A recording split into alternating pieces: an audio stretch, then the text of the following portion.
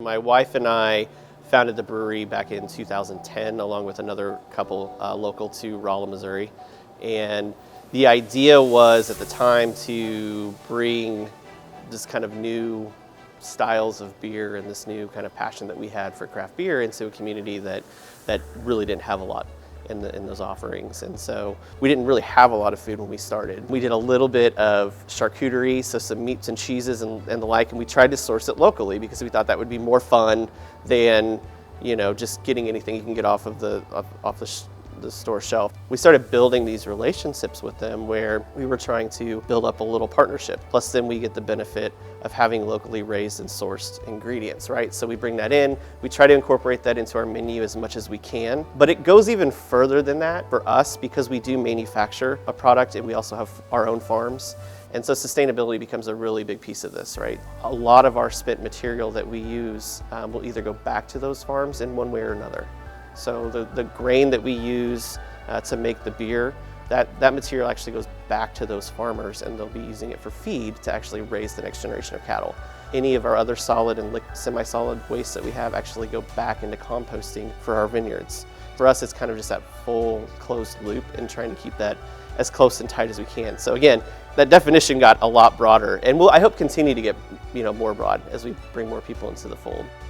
When the pandemic hit, it really did change my whole perspective on this, and that we always thought that we were just, being good neighbors, right? And, we're friendly to our neighbors and we like our neighbors. But what ended up happening during the pandemic is the world and everyone in general saw really how long a supply chain is, right? And they had no concept of this. And this became very, very terrifying to people, and we started panic buying and we started doing all of these crazy things. And it really started putting a lot of strain on the supply chain and on the whole system, right? And the food system in particular. And I don't think people really understood where their food came from. And now all of a sudden, they're getting a lot of information thrown at them. Well, for us, what happened was we were really not affected by it. And the reason that we weren't, and this has nothing to do with, and I told my staff this, that 10 years ago, when I sat down and met these farmers and started doing business with them, I had no idea that there was going to be a global pandemic that we were going to have to try to get through together, right? I just wanted to have, these guys involved in our relationship. During the pandemic, these were the first people that came to me and said, "Josh, what do you need? How can we help you?" And prices didn't go up, prices didn't go down. But so not only were they able to help us and keep our doors open and our supply chain going, but we were able to help them because these are farmers now that one of the big issues was they couldn't get their animals processed, right? They couldn't go to the processing plants because they were so backed up.